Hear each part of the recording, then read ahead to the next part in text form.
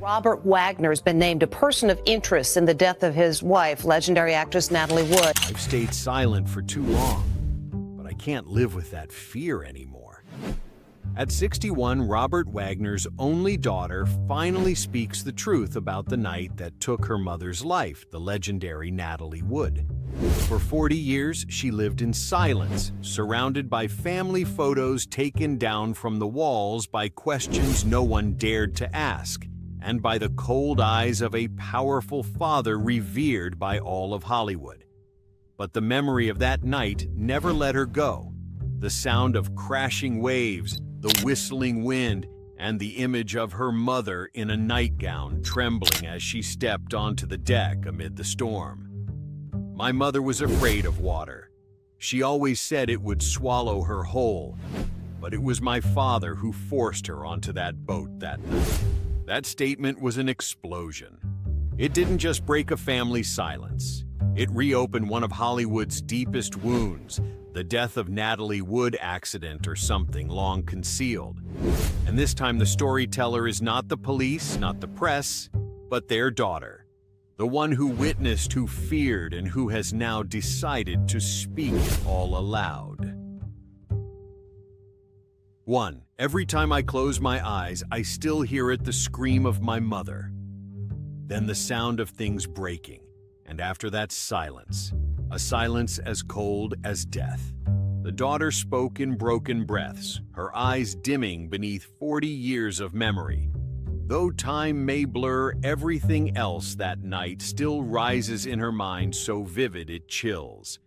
The daughter spoke in a trembling voice, eyes misting, as if seeing again the terrifying night of 1981, the night her life veered forever in another direction. It was the evening of November 28, 1981, on Santa Catalina Island, about 35 kilometers off the California coast.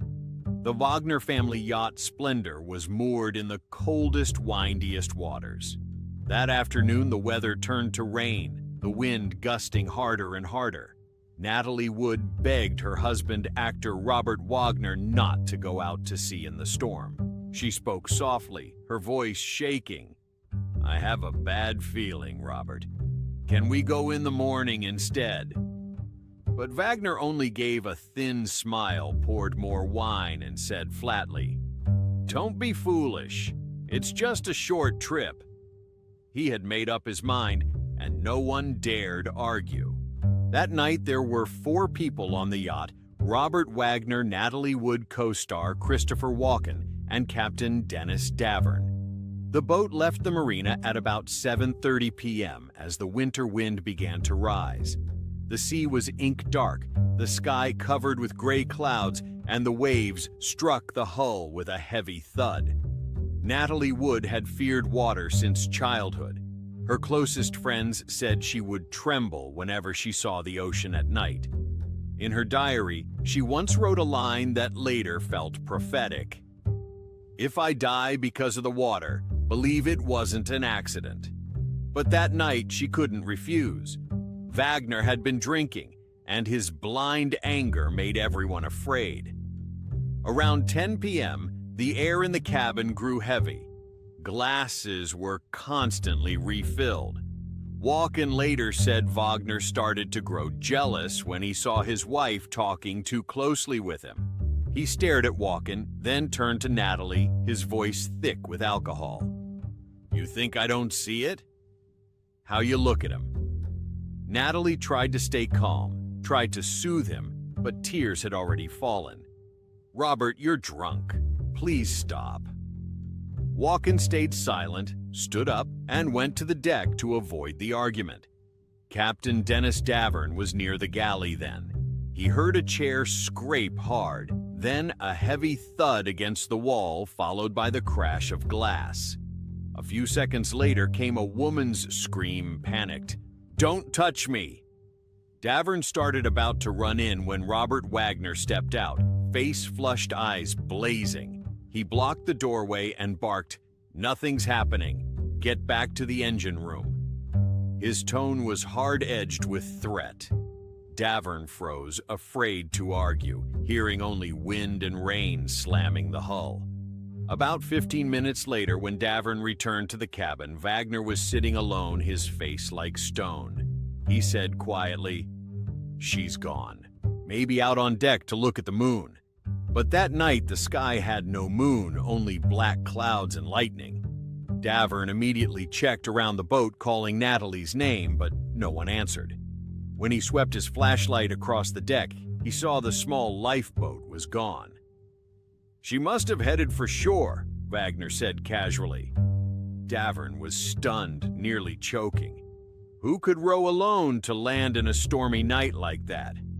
He suggested sending a distress signal, but Wagner stopped him. "No need to make a fuss. She'll be back." For the hours that followed, the yacht sank into silence.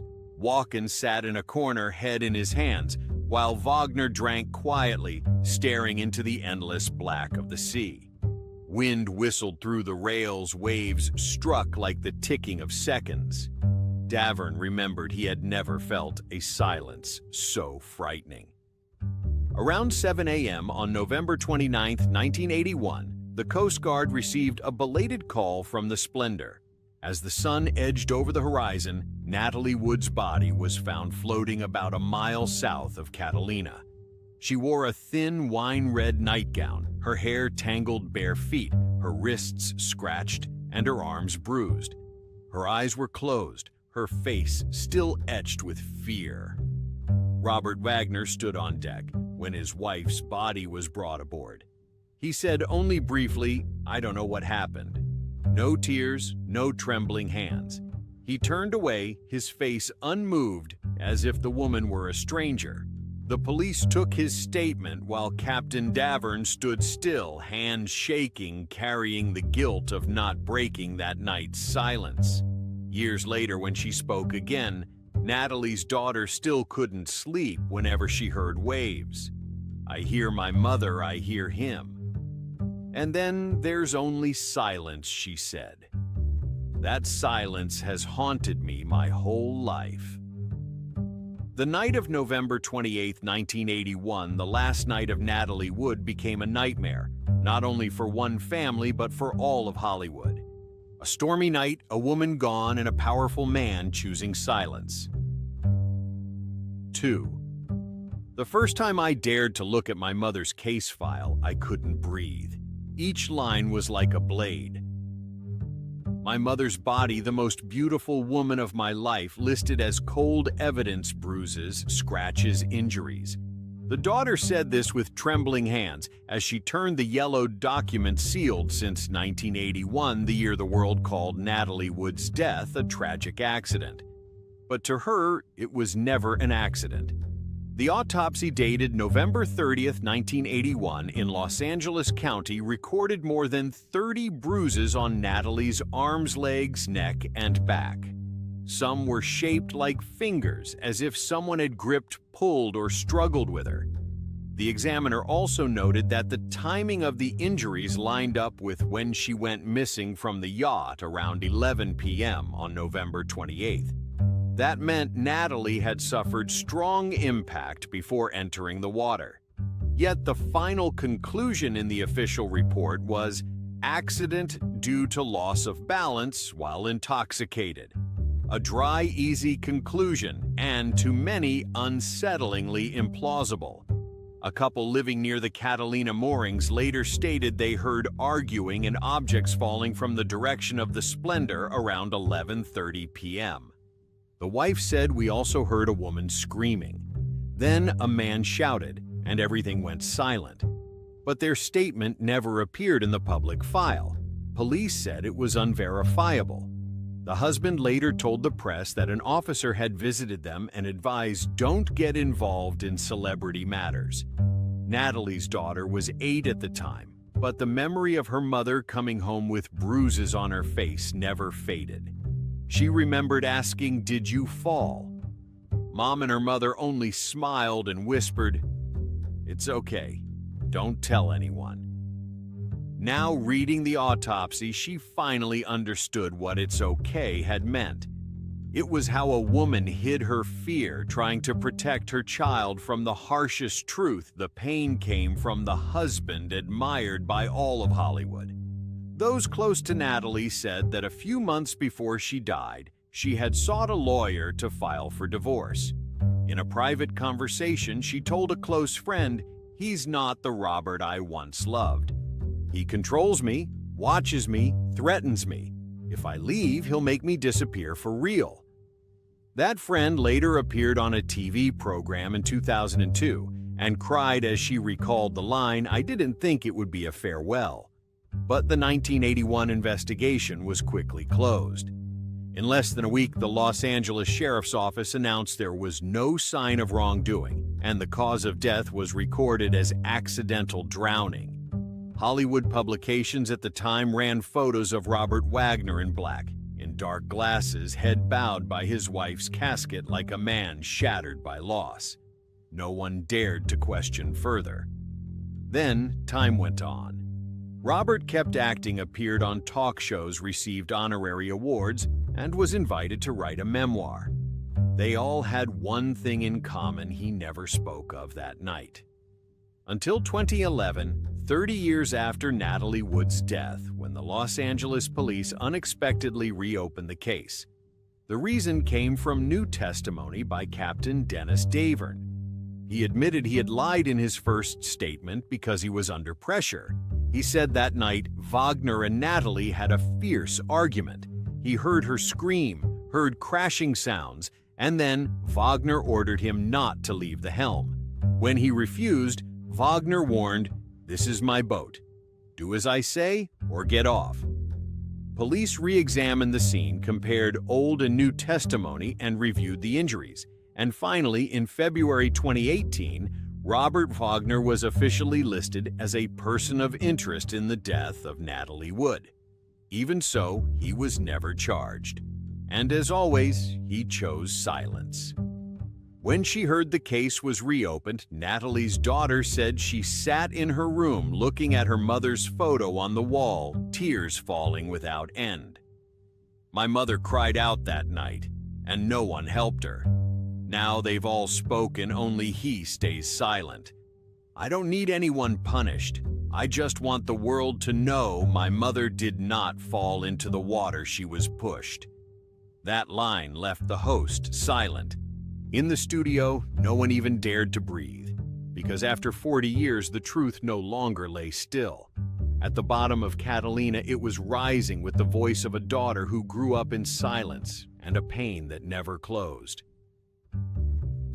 3. On the day my mother was buried, Los Angeles was unusually cold. I stood a few steps from him watching as he didn't shed a single tear. People said my father was in pain, but all I saw was him staring at the casket, then turning away, as if he wanted to escape the gaze of the one who was gone. It was December 3rd, 1981. Natalie Wood's funeral took place at Westwood Memorial Park, the resting place of many Hollywood stars. Under a gray sky, the crowd was silent, broken only by the constant click of cameras. Robert Wagner wore a black coat and dark glasses, his face unreadable. He stood before the casket, said nothing, didn't bow his head, his eyes fixed in a vacant stare. Many thought it was the grief of a widower. But to the little girl standing behind him, it was a different look, cold, empty, and frighteningly strange. After the funeral, the house in Beverly Hills where Natalie had once filled every room with fresh flowers and film music each morning fell into an eerie quiet. Every photo of Natalie was taken down. Her records were put away. The private room where she used to write her diary was locked. Inside the house, the name Natalie was not to be spoken. One evening, the daughter asked her father, "Why did Mom die?" "Dad."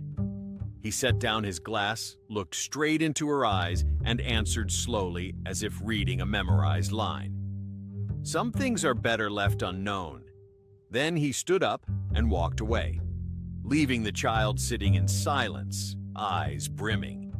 From that day on, She no longer called him Dad. Between them rose a wall of silence no one could break. A few months later, she moved out to live with an aunt in San Francisco. In her small suitcase, she carried only one photo of her mother in a red dress, the only picture left that he hadn't removed. I hid it in my coat. If he'd found it, he would have torn it up, she recalled, voice tight. The 1980s passed, and Hollywood kept shining. Robert Wagner returned to work, appearing at ceremonies, talk shows, and charity events. The press called him the brave man after tragedy, a model of poise and strength. He smiled. For the cameras, shook hands with colleagues, and appeared in television series like Heart to Heart and NCIS. But to the daughter, each smile was a cut. He may fool Hollywood, but he can't fool his own daughter, she said. When she turned 18, she returned to Los Angeles for college. Once she happened to see her father on a TV interview. The host asked, "Do you still think about Natalie Wood?" Wagner smiled lightly and replied, "Of course, she will always be part of my heart." She switched off the TV, threw the remote to the floor, and burst into tears. He's lying. He's lying to the whole world. The older she grew, the more she understood the price of silence. She began rereading old articles, studying scene photos, listening to recordings of Captain Davern's interviews. Every detail, every account seemed to confirm what she had sensed as a child. The truth had been hidden, and the one who hid it was her father. In 1993, when Robert remarried actress Jill Saint, John she refused to attend. The press called the wedding a new beginning for Wagner, but to her it was the end of my family. She cut off contact, legally took her mother's surname, and avoided any event connected to her father. In the 2000s, Wagner published the memoir Pieces of My Heart, recounting his life career and enduring love for Natalie Wood. The book sold well and was praised as sincere. But the daughter said that when she reached the chapter about her mother, she had to stop midway. He wrote that my mother left in an accident, that they once loved each other deeply. But there wasn't a single line about the bruises, the screams, or the fear she lived with before she died. Time passed. The father grew older, gray hair, a lined face. But that look, the stone-cold gaze of the past, never changed. In 2011, when the case was reopened, the press went to him. Wagner said only one sentence: "I have nothing more to add." And that was it. No denial, no admission, just a long silence, as in the decades before. By then, in her 50s, she watched her father on television, his eyes still unreadable. "I think he'll take that secret to the grave," she said. "Maybe what hurts me most isn't what he did, but the silence. His silence made my mother die a second time." More than 40 years later, Robert Wagner still lives in the Beverly Hills house, the place that was once their home. And each time she passes that neighborhood, she sees a warm yellow light spilling from a second-floor window, her mother's old room. I imagine him still sitting there, pouring a drink, staring into emptiness. Perhaps on quiet nights, he too hears the waves of Catalina return. She said softly in a recent interview, "I'm not angry anymore. I just regret that some people choose silence for life, even when the truth is knocking at their door." Number 4. The day I got the call from the LA County Sheriff's Office in February 2012, I froze in a parking lot in Santa Monica, my hands shaking so badly I dropped my keys. They said they wanted to meet me in Marina del Rey because there were new details about the night of 11/28/29/1981. She spoke in a lowered voice, as if afraid to wake a sleeping animal in her chest. For 40 years, she had learned to live with silence, not asking, not speaking, not touching anything tied to Catalina. But the name Catalina returned sharp as a blade, slicing through the calloused skin of years of avoidance. The interview room at the marina was cold and smelled of salt. An investigator opened a dark brown file and slid a stack of yellowed pages toward her. "We want to hear it in your own words." She saw the map of the moorings, a photo of the Splendor, a red underline 233015, the quiet gap. She let out a rough, humorless laugh. Yes, the quiet gap. Then, for the first time in her life, she told how that night, amid the whistle of wind and the waves tapping the hull, she heard her mother scream as if falling from an invisible stair, and then the pounding, the shattering glass, and emptiness. I heard it, but I stayed quiet. I stayed quiet for 40 years. She spoke of fear, the kind with no shape, only sound a man's footsteps on wooden floors, keys clinking together, a door closing very slowly, as if someone held it back so it wouldn't make a noise. She grew up by memorizing the shortest path from her bedroom to the back door by learning the smell of alcohol in the hallway, as if it were a dictation lesson. Years later in therapy, the doctor asked her, "What are you most afraid of?" She answered, "I'm afraid I'll become silent too." The answer startled her. She had long thought she feared him, the water, the night. It turned out what choked her most was the thought that nothing would ever be spoken. A police officer asked softly, "Has he ever admitted anything to you?" She looked out the window where seagulls traced slow circles over the docks, then nodded. She told of an evening in the early 1990s in the old Beverly Hills kitchen. He came home late, heavy with drink, and sank into a chair like a weighted shadow. Without meeting her eyes, he said quietly in broken pieces, "If I hadn't lost my temper that night, she might still be alive." In her memory, the sentence was both an apology that never formed and a way to shift the burden, a dark ball falling from adult hands into a child's. She caught it and carried it silently for life. After the meeting in Marina del Rey, she returned to her small apartment on San Vicente. That night, she climbed to the attic and pulled down a battered cardboard box labeled Family, 1970s. Among faded Polaroids and mementos, she found a red leather notebook with peeling edges. Inside was her mother's familiar slanted hand dishes. She loved to cook lines marked for a roll brief notes about sleepless nights. And on the last page, a sentence cut into the paper like a blade, "He will never let me go." She laid 2 fingers on the line and felt her own pulse travel into the page. No one in the family had ever mentioned this notebook. Perhaps because everything of her mother's had been cleared away, and this, for some reason, slipped through. In the days that followed, she began to take her life apart, like a clock, the minute hand, the hour hand, the tiny gears of memory. She called one of her mother's friends, now elderly in Palm Springs. The woman sighed on the line.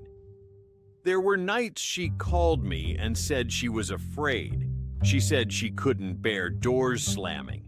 She folded the phone and held her head. Each confirmation felt like a small pin, not ending her at once, but keeping her aching long enough to know she was still alive. She decided to speak, not because she believed justice would arrive, but because she knew silence had been wearing her down piece by piece.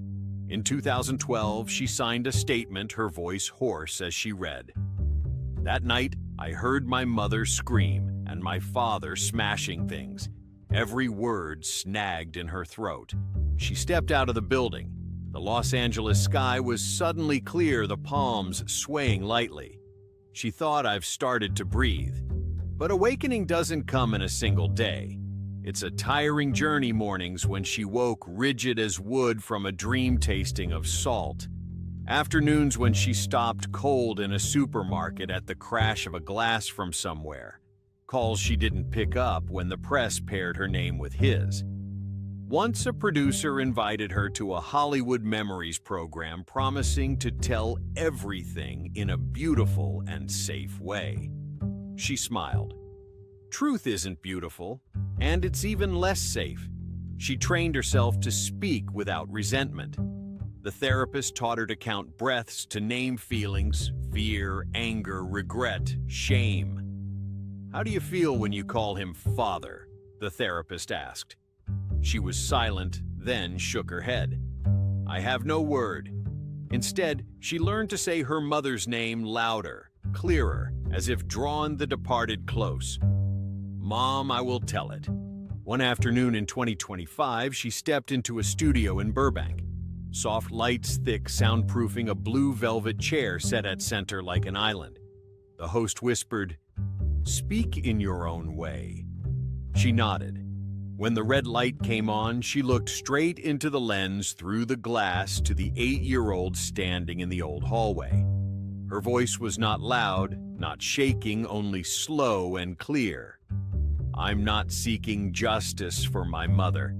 I just want to stop being afraid of my father." The line came out without preparation, like a long-stuck door finally opening. In that moment, she felt a strange shift, the decades-long nightmare stepping back by exactly one pace. Not because the past had changed, not because anyone had confessed, simply because truth, when called by its name, has the power to bring a person back into their own body. She no longer had to hold her breath at the word Catalina, no longer had to turn away when she saw the sea. She could stand and say, "My mother feared water." That night was a storm, and what happened to me was never an accident. She stressed to me as a minimal moral boundary, she tells the story of her own feelings and memories, not replacing the law, not passing judgment. The official findings still exist. In every public statement, he has never acknowledged anything. But silence is also a language, and she lived beside it too long. After recording, she drove to Westwood Memorial Park. Dusk, wet grass, the scent of freshly watered earth. She placed a white flower on her mother's grave. "Mom," she said, her hand on the cold carving. "I've spoken." Wind moved through the trees. She stood there a long time until her shadow stretched across the stone, thin as a hyphen between two generations of women, one pulled under by water and one nearly pulled under by silence. On the way home, she pulled over along the boulevard and looked west where the sun set over the Pacific. The ocean was no longer an enemy, only a vast surface reflecting the sky. She understood that pain does not disappear. It changes form from a bleeding wound to a scar that can speak. And when a scar can speak, fear grows smaller. She switched on the car light and opened the red leather notebook again. Beneath the line, "He will never let me go," she added one more in her own hand. "But I will let myself go free." Those words brought no one back, changed no case outcome, and made no man speak, but they returned to her what had been taken for 40 years, the right to have a voice. And sometimes in stories swallowed by darkness, the right to speak is itself a form of justice. 5. He stayed silent all his life. I stayed silent half of mine. That's enough. After the recording session, she left the studio in Burbank and drove toward Wilshire Boulevard. The Los Angeles afternoon fell in a soft orange light, the buildings glowing like giant candles. On the passenger seat lay the white flower she had carried since morning, a lily her mother's favorite, faint and pure as a childhood memory. She stopped at Westwood Memorial Park, where Natalie Wood had been laid to rest more than 4 decades earlier. The evening wind rustled through the palm trees, making the faded ribbons tied around the gravestones tremble. Slowly she approached, knelt, and placed the flower on the damp grass. Before the cold marble carved with Natalie Wood, 1938, 1981, she whispered, barely audible, "Mom, I've finally spoken." No voice replied, only the wind, the whisper of leaves, and from afar the faint ringing of church bells.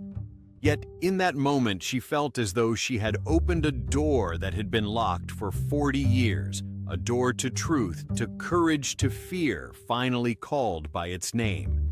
Hollywood kept filming, kept shining, kept applauding its make-believe stories. Robert Wagner remained silent in his Beverly Hills mansion, where people said he spent his days staring out the window.